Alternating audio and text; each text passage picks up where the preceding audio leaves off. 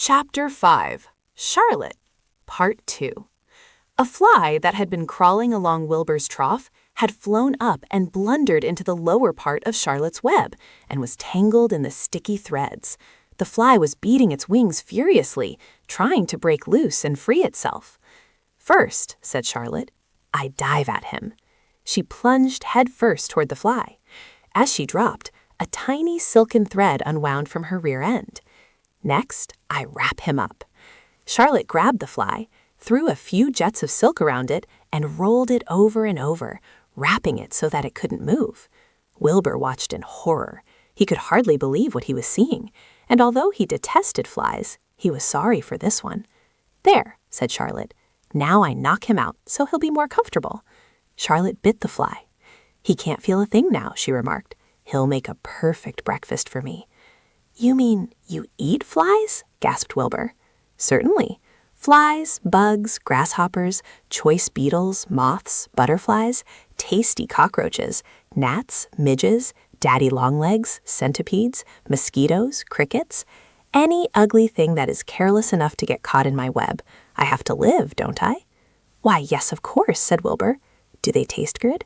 "Delicious. Of course, I don't really eat them. I drink them, drink their blood." "I love blood," said Charlotte, and her pleasant, thin voice grew even thinner and more pleasant. "Don't say that," groaned Wilbur. "Please don't say things like that." "Why not?" "It's true, and I have to say what is true. I am not entirely happy about my diet of flies and bugs, but it's the way I'm made. A spider has to pick up a living somehow or other, and I happen to be a trapper. I just naturally build a web and trap flies and other insects. My mother was a trapper before me. Her mother was a trapper before her. All our family have been trappers. Way back for thousands and thousands of years, we spiders have been laying for flies and bugs." "It's a miserable inheritance," said Wilbur gloomily. He was sad because his new friend was so bloodthirsty. "Yes, it is," agreed Charlotte. "But I can't help it. I don't know how the first spider in the early days of world happened to think up this fancy idea of spinning a web, but she did, and it was clever of her too. And since then, all of us spiders have had to work the same trick. It's not a bad pitch on the whole." "It's cruel," replied Wilbur, who did not intend to be argued out of his position. "Well, you can't talk," said Charlotte. "You have your meals brought to you in a pail. Nobody feeds me. I have to get my own living. I live by my wits. I have to be sharp and clever lest I go hungry. I have to think things out, catch what I can, take what comes. And it just so happens, my friend, that what comes is flies and insects and bugs.